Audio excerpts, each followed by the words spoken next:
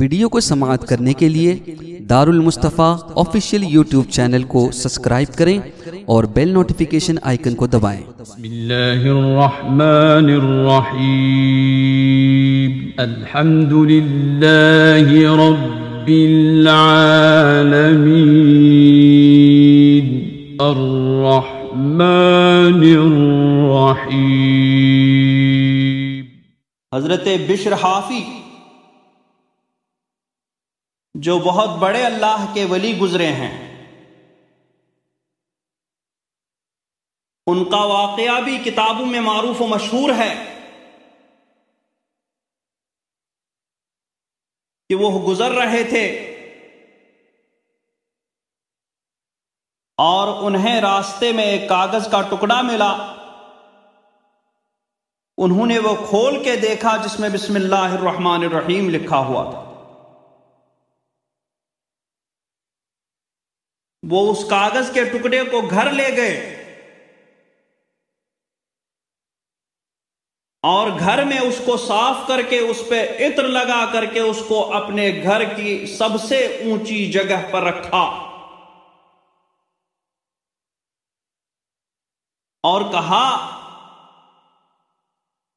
کہ تیری جگہ وہ نہیں ہے بلکہ یہ اونچی تیری جگہ ہے۔ اور اس کے بعد جب سو گئے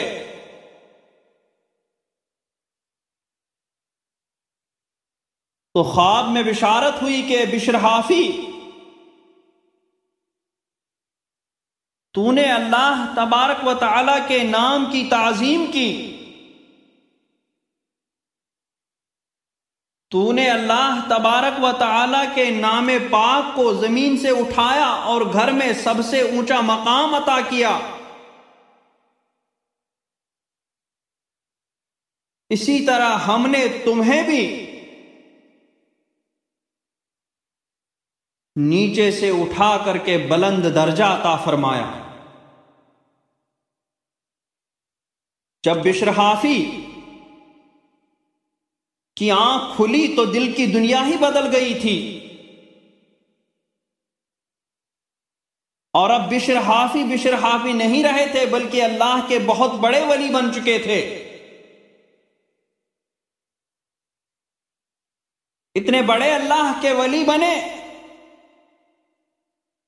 کہ حضرت امام احمد ابن حنبل رضی اللہ تعالی عنہ جیسے ائمہ وقت، مجتہدین وقت آپ سے ملاقات کرنے کے لیے آپ کی بارگاہ میں حاضر ہوا کرتے تھے،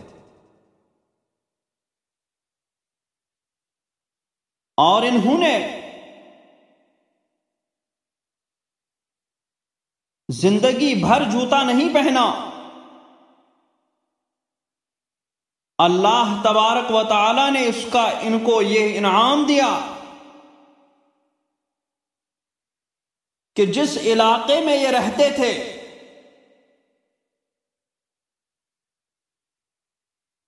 اس علاقے کے جانوروں کو،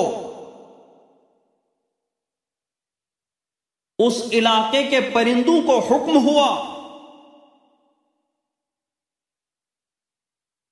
کہ وہ اس علاقے کے راستوں میں بیٹ نہ کریں، راستوں میں گندگی نہ کریں،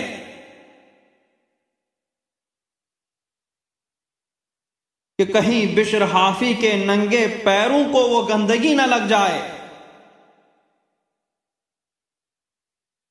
اور ننگے پیر چلنے ہی کی وجہ سے ان کو حافی کہا جاتا ہے۔ ایک عرصے کے بعد ایک صاحب نے دیکھا کہ ایک جانور نے راستے میں گندگی کی، تو انہوں نے کہا کہ آج لگتا ہے بشر حافی رحمت اللہ تعالی علیہ کا انتقال ہوا ہے۔ اسی لیے جانوروں نے راستوں میں گندگی کرنا شروع کر دیا، اور جب معلوم کیا تو واقعی حضرت بشر حافی رحمت اللہ تعالی علیہ کا انتقال ہو چکا تھا۔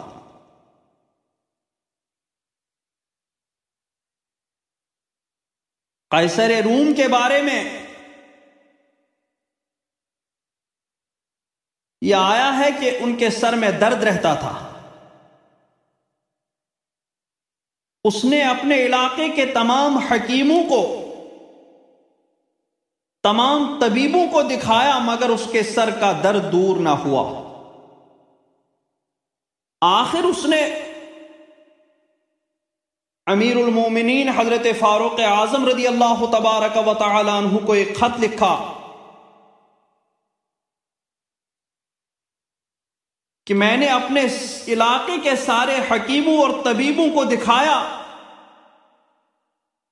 لیکن میرے سر کا درد دور نہ ہوا۔ اگر آپ کے پاس کوئی حکیم ہو یا اس سر درد کا کوئی علاج ہو تو آپ بتا دیں، بڑی مہربانی ہوگی۔ تو حضرت فاروق اعظم رضی اللہ تبارک و تعالی عنہ نے ایک کاغذ کا ٹکڑا بھیجا اور فرمایا کہ اس کو سر کے اوپر ٹوپی کے اندر رکھو، انشاءاللہ تمہارا سر درد دور ہو جائے گا۔ قیصر روم کے پاس جب وہ کاغذ کا ٹکڑا پہنچا تو اس نے اس کاغذ کے ٹکڑے کو ٹوپی کے اندر رکھا اور ٹوپی سر پر پہن لی تو اس کا سر درد دور ہو گیا۔ اس نے پھر وہ ٹوپی اتاری تو اس کا سر درد پھر شروع ہوا، پھر ٹوپی لگا لی، سر درد دور ہو گیا۔ آخر اس نے سوچا کہ میں دیکھوں اس کاغذ کے ٹکڑے میں ایسا کون سا نسخہ لکھا کہ جس مرض سے سارے طبیب عاجز آ گئے تھے، اس کاغذ کے ٹکڑے نے اس کو ٹھیک کر دیا۔ یہ کہہ کر کے اس نے وہ کاغذ کا ٹکڑا کھولا تو اس کاغذ کے ٹکڑے پر بسم اللہ الرحمن الرحیم لکھا تھا۔ تو یہ بسم اللہ الرحمن الرحیم شریف کی برکت ہے کہ لا علاج مرض کو بھی یہ علاج کرتا ہے اور مریض کو شفا دیتا ہے۔ ایک اور واقعہ بیان کیا جاتا ہے بسم اللہ الرحمن الرحیم کے حوالے سے کہ ایک جگہ ایک عالم تقریر کر رہے تھے، بسم اللہ الرحمن الرحیم کی فضیلتیں بیان کر رہے تھے۔ اس جگہ سے بالکل قریب ایک گھر تھا جس میں ایک یہودی رہتا تھا، اس کی ایک لڑکی تھی۔ وہ لڑکی اس عالم کی تقریر کو غور سے سننے لگی اور سننے کے بعد اس نے اس پر عمل کرنا شروع کر دیا۔ ہر کام سے پہلے بسم اللہ الرحمن الرحیم پڑھنا شروع کیا اور اس کی عادت بنائی۔ اس کے باپ یہودی کو یہ بات بالکل پسند نہیں آئی۔ وہ کسی یہودی حاکم کے پاس کام کرتا تھا، اس کے دربار میں رہتا تھا۔ اس نے پہلے تو اپنی لڑکی کو منع کیا کہ بیٹی یہ عادت مت بناؤ، لیکن لڑکی نہیں مانی۔ آخرکار وہ اس نے اس کو مارنے کا ارادہ کیا اور اس نیت سے وہ ایک دن بادشاہ کی شاہی انگوٹھی، حاکم کی شاہی انگوٹھی کو گھر لے آیا اور گھر لا کر کے اس نے اپنی لڑکی کے ہاتھ میں دیتے ہوئے کہا کہ یہ شاہی انگوٹھی ہے اور جب میں صبح جاؤں شاہی دربار میں تو یہ انگوٹھی مجھے دے دینا۔ اس لڑکی نے وہ انگوٹھی لی، بسم اللہ الرحمن الرحیم پڑھی اور بسم اللہ الرحمن الرحیم پڑھ کر اس کو جیب میں رکھا۔ جب رات میں سو گئی، تو اس یہودی باپ نے اس کی جیب سے وہ انگوٹھی نکالی اور نکال کر کے باہر گیا اور باہر سمندر میں جا کر کے پھینک دی اور واپس آ کر کے سو گیا کہ صبح میں جب اپنی بیٹی سے انگوٹھی مانگوں اور میری بیٹی انگوٹھی نہ دے پائے تو میں اس کو بادشاہ کے پاس لے جاؤں گا اور بادشاہ اسے پھانسی کی سزا دے گا۔ اور ادھر بسم اللہ الرحمن الرحیم کی برکت شروع ہوئی۔ جو ہی اس یہودی باپ نے وہ انگوٹھی سمندر میں پھینکی، نیچے سے مچھلی آئی اور اس نے اس انگوٹھی کو اپنے منہ میں لیا اور کنارے کے قریب آئی۔ ادھر مچھیرے نے جال ڈالا اور وہی مچھلی اس کے جال میں پھنسی۔ اس نے جال سے وہ مچھلی نکالی اور صبح صبح یہودی کے گھر کے پاس سے گزرا اور یہودی کو آواز دے کر کہا کہ میری طرف سے آپ کو یہ تحفہ پیش کیا جاتا ہے، یہ مچھلی میں نے صبح صبح پکڑی اور آپ کو لیے تحفہ پیش کر رہا ہوں۔ اس یہودی نے وہ مچھلی لی اور بیٹی کو بلا کر کے دی۔ بیٹی نے بسم اللہ الرحمن الرحیم پڑھی اور وہ مچھلی اپنے ہاتھ میں لی۔ یہودی باپ نے کہا کہ یہ جلدی تیار کر کے مجھے ناشتے میں دے دینا۔ بیٹی نے مچھلی لی اور پھر بسم اللہ الرحمن الرحیم پڑھ کر کے اس کو کاٹا۔ جو ہی پیٹ چیر دیا، مچھلی کے پیٹ سے وہ انگوٹھی برآمد ہوئی۔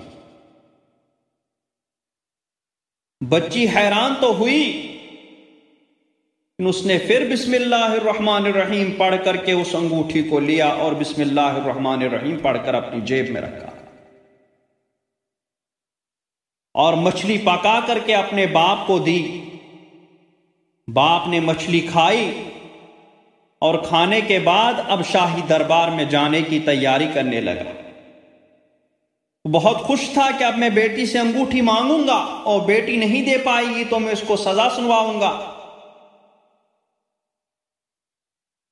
لیکن جو ہی اس نے کہا کہ بیٹی میں نے کل وہ تمہیں انگوٹھی دی تھی وہ مجھے واپس دو، وہ شاہی دربار کی شاہی انگوٹھی ہے۔ بیٹی نے بسم اللہ الرحمن الرحیم پڑھ کر جیب میں ہاتھ ڈالا اور بسم اللہ الرحمن الرحیم پڑھ کر کے وہ انگوٹھی نکال کر کے اپنے باپ کے ہاتھ میں دی۔ لیجئے یہ شاہی کی انگوٹھی، یہ شاہی انگوٹھی۔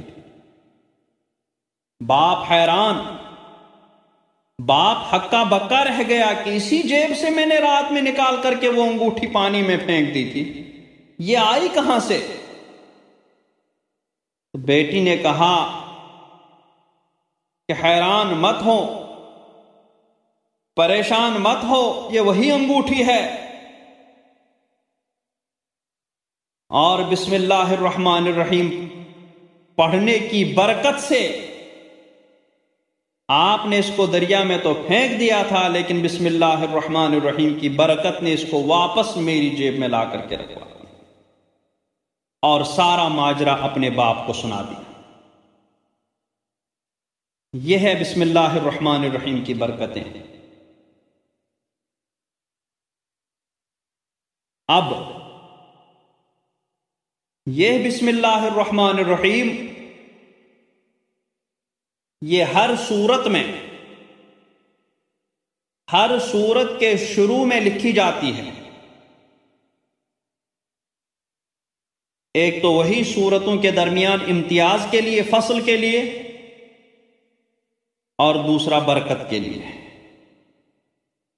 اور ہم حنفیہ کے نزدیک یہ قرآن پاک کی آیت ہے،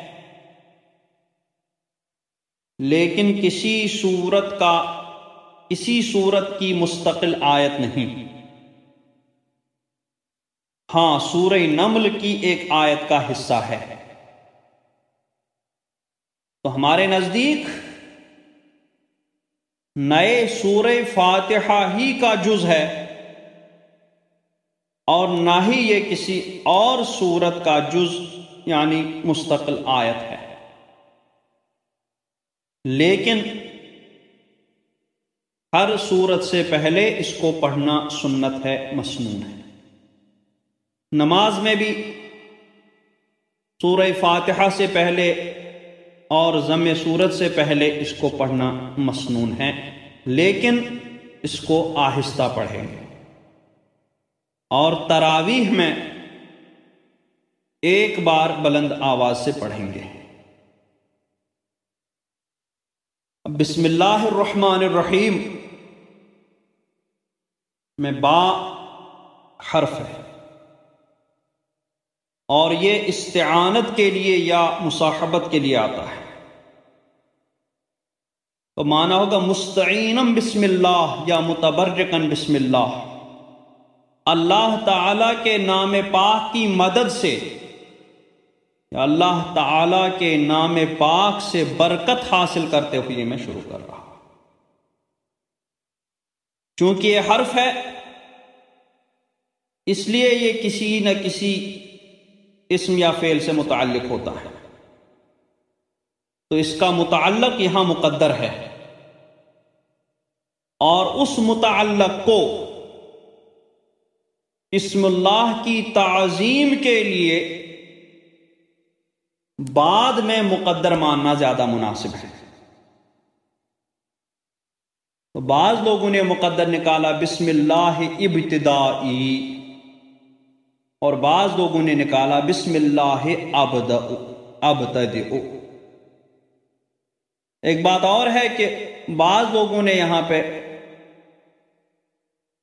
عام فعل مقدر مانا، اور بعض لوگوں نے خاص فعل یعنی جس کام کو شروع کرنے جا رہا ہے اسی کام کا فعل یہاں پر مقدر مانا ہے۔ تو بسم اللہ ابتدئ، یہ بسم اللہ ابدؤ، اس میں چونکہ حدیث پاک کے ساتھ مناسبت بھی ہے، کل امر ذی بال لم یبدأ بسم اللہ، تو اس لیے بعض لوگوں نے فعل عام مقدر نکالا، کہا بسم اللہ ابدأ، اللہ کے نام سے شروع۔ اور اعلیٰ حضرت علیہ رحمت و رضوان نے بھی ترجمے میں اسی بات کا خیال فرمایا ہے، اللہ کے نام سے شروع،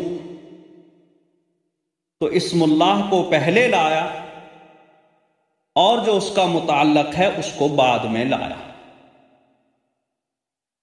اور بعض لوگوں نے فعل خاص مقدر نکالا، جیسے یہاں پر ہم قراءت کرنے جا رہے ہیں، اللہ تبارک و تعالیٰ کا کلام پڑھنے جا رہے ہیں، تو نکالا بسم اللہ اقرأ، بسم اللہ اتلو، اللہ کے نام سے تلاوت کر رہا ہوں، اللہ کے نام سے قراءت کر رہا ہوں، اور ہر طرح صحیح ہے۔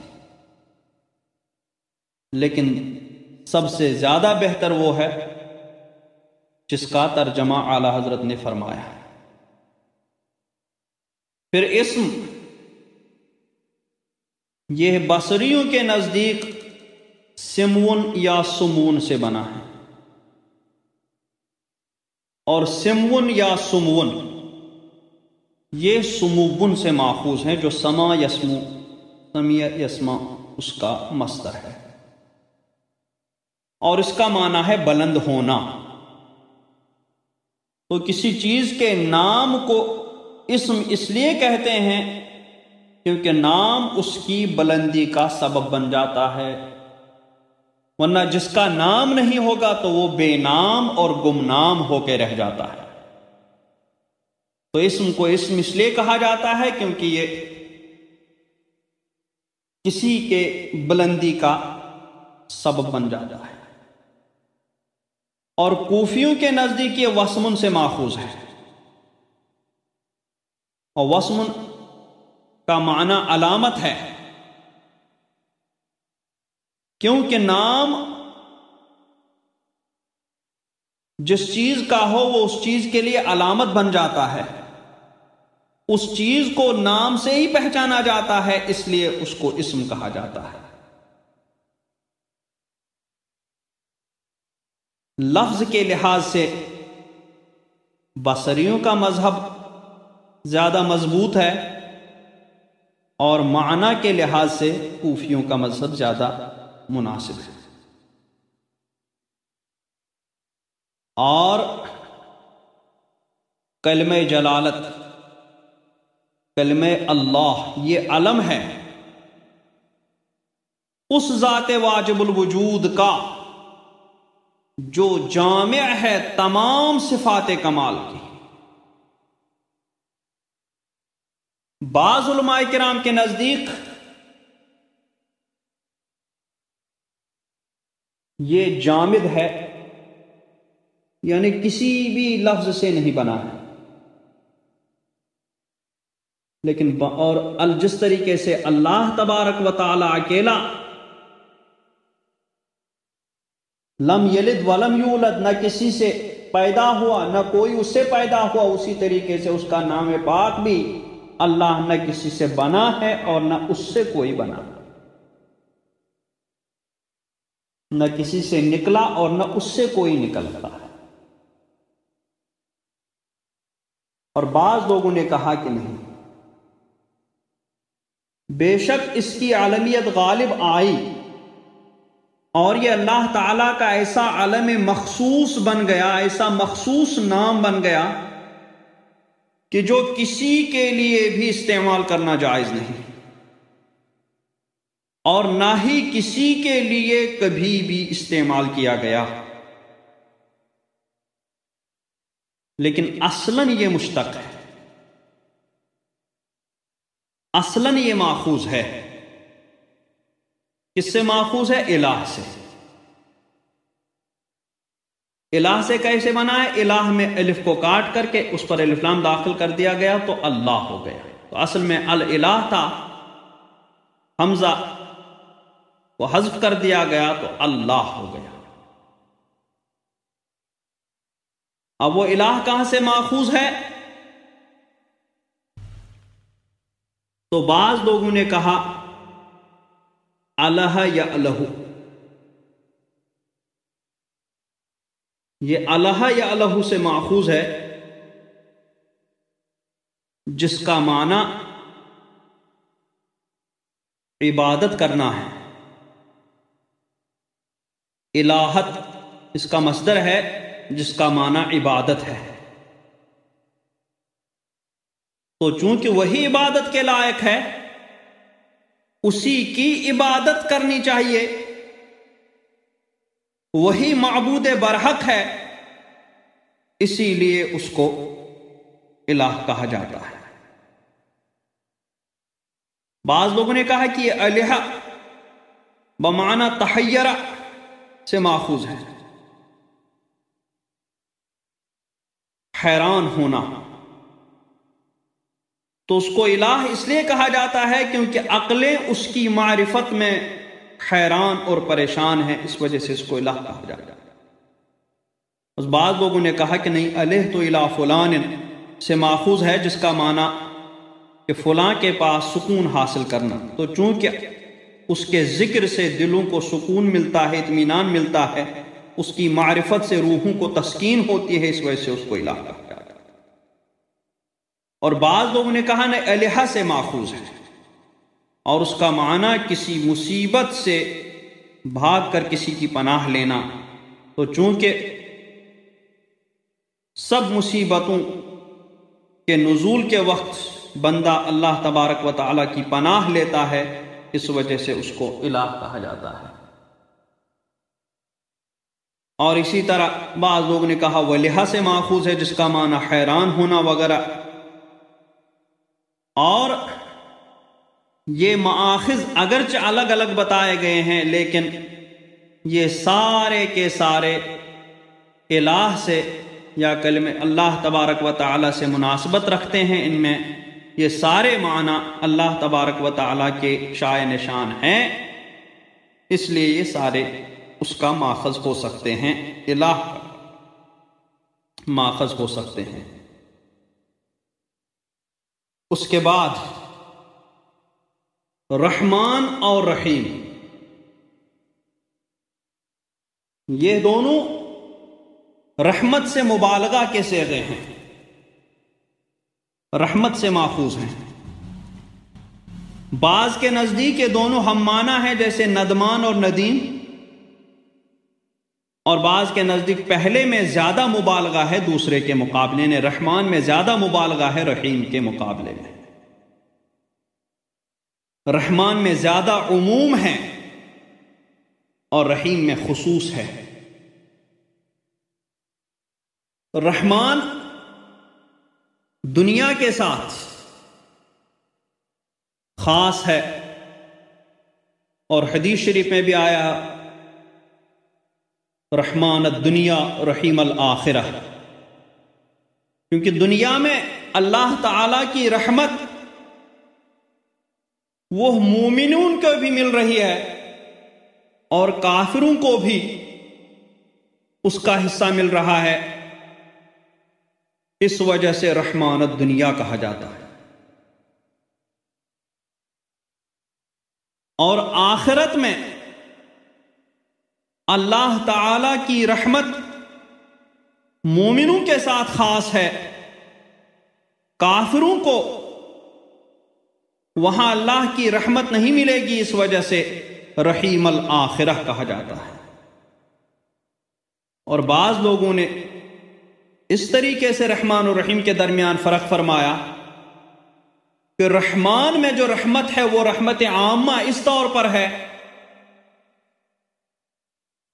جیسے کھانے پینے کا، ضروریات زندگی، ہوا پانی دینے کی رحمتیں، یہ والی رحمتیں چونکہ مومن و کافر سب کے ساتھ خاص ہے، اس لیے اس طور پر وہ رحمان ہے، اور رحیم سے رحمت خاصہ مراد ہے، جیسے ہدایت دینا، درجات بلند فرمانا وغیرہ وغیرہ، یہ رحمت خاصہ یہ صرف مومنوں کے نصیب میں ہے۔ اور بعض لوگوں نے اس طور پر فرق فرمایا کہ رحمان بڑی بڑی نعمتوں کو اور چھوٹی چھوٹی نعمتوں کو عطا فرمانے والا، اور رحیم صرف بڑی نعمتوں کو عطا فرمانے والا۔ تو دنیا میں چونکہ بڑی اور چھوٹی ہر طرح کی نعمتیں پائی جا رہی ہیں، اس لیے رحمان الدنیا ہو گیا، اور آخرت میں چونکہ سب نعمتیں بڑی بڑی ہوں گی تو رحیم الآخرہ ہو جائے گا۔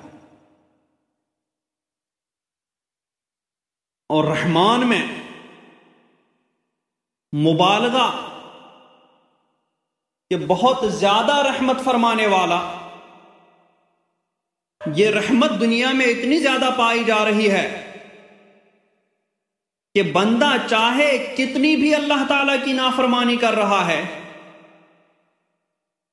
بندہ چاہے کتنے بھی گناہ کر رہا ہے اللہ تبارک و تعالی کے، لیکن پھر بھی اللہ تعالیٰ اس کو رحمت فرما رہا ہے، اس کو رزق دے رہا ہے، اس کو ضروریات زندگی مہیا فرما رہا ہے، اس کو ہوا اور پانی مہیا فرما رہا ہے، اور یہ رحمت یہ صرف اللہ تبارک و تعالیٰ کی ذات پاک میں پائی جائے، ورنہ دنیا کے رحم کھانے والوں کو ہم دیکھتے ہیں کہ اگر کسی دوسرے پر رحم کھا کر کے اس کی مدد کریں گے اور پھر اس کے بعد اگر اس کو کوئی کام دیں گے اور وہ کام نہ کرے، کوئی حکم دیں گے وہ حکم نہ مانے، تو اس کی ساری مدد بند کر دی جاتی ہے۔ لیکن اللہ تبارک و تعالی کا بے پایا کرم ہے، بے انتہا رحمت ہے کہ بندے نافرمانیوں میں ڈوب جائیں، گناہوں میں گھر جائیں، تب بھی اللہ تبارک و تعالی ان کو اپنی رحمت سے محروم نہیں کرتا، بلکہ ان کو نعمتیں بہم پہنچا رہا ہے۔ تو اس معنی کر اللہ تبارک و تعالیٰ کو چھوڑ کر کے کوئی دوسرا نہیں ہو سکتا۔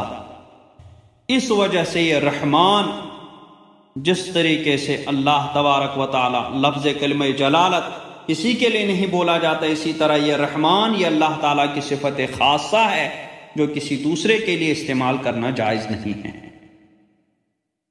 اللہ تبارک و تعالیٰ کی صفات میں سے اور اسماء مکرمہ میں سے یہاں پر 3 نام استعمال ہوئے ہیں،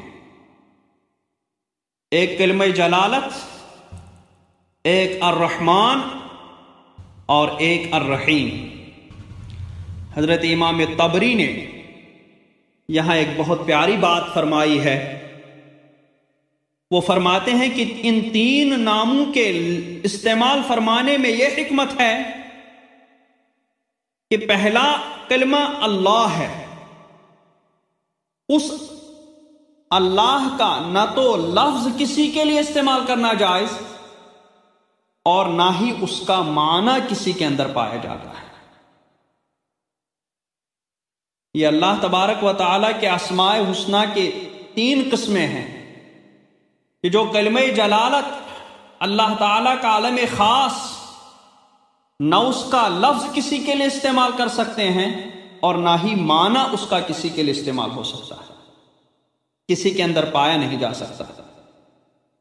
دوسرا ہے الرحمن، کہ یہ لفظ کسی دوسرے کے لیے استعمال نہیں کر سکتے ہیں، اللہ تعالیٰ کی صفت خاصہ ہے، لیکن اس کا معنی کا بعض حصہ غیر اللہ میں پایا جاتا ہے، کیونکہ یہ رحمت سے ماخوذ ہے اور رحمت کا ایک حصہ بندوں میں بھی پایا جاتا ہے۔